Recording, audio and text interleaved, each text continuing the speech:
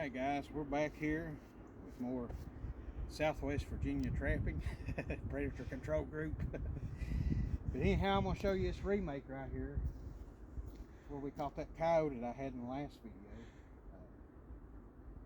Went off back in there with that drag.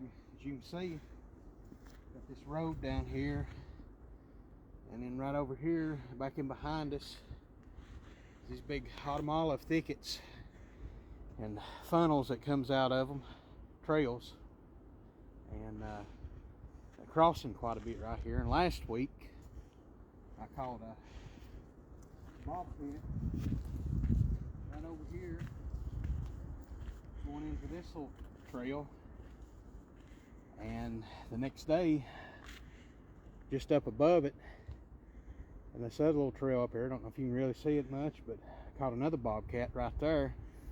Down here is what made me put these scent traps.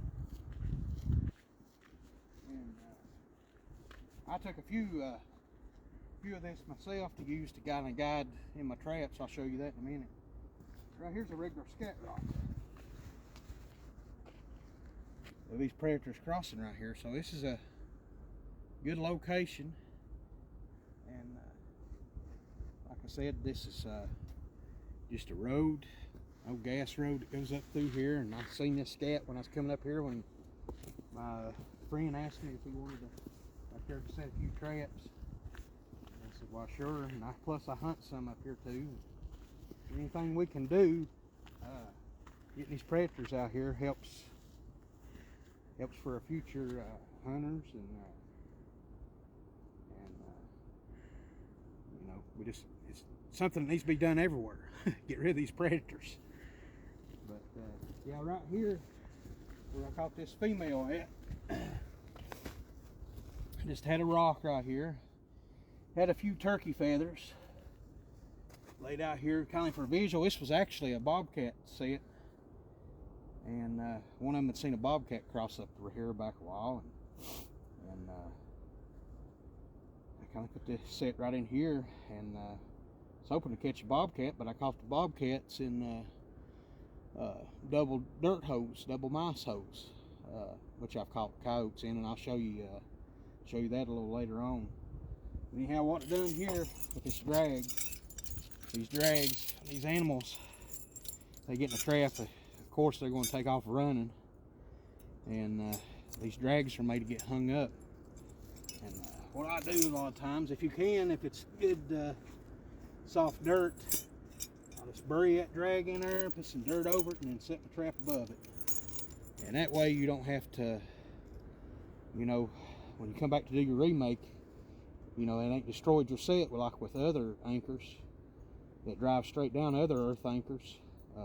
This would have been, there would have been no backing right here, no nothing. It'd been just all look like a mud hole. That's what these drags are for, and I like them. They work real well. I usually run about 6, 8, 10 feet of chain, number 2 chain behind them. It's whatever I've got. I caught the bobcat over there, and it didn't even pull the drag I had of it out of the ground, which it was an old car rotor. And sometimes you just got to utilize whatever you got for your tools, and that was the first time I've used a rotor, and it worked real well. So, but you know, I'll set that trap here and bury it, and then I'll come back here to my back of my jaws, and I'll add my lure. I just put a little bit of lure and urine was all I used on this set, and it was more of an appeal, like I said, for a bobcat with all these feathers. And I said, well, I'm just going to try urine and lure, and I said, well, maybe I might catch a coyote, you know, who knows. But then like I said, I'll have my trap set back, usually about 6, 9 inches offset to the left or the right of, you know, say if this was a dirt hole, you know. And this rock right here, I just, you know, it's a flat set. I just put my urine and lure on it, and set my trap back. And I took this scat right here, and on the back of my jaws, you know, to where these jaws let down, I put it behind that. And this was a, you know, an appeal and had scent, and I put a little bit of urine on that.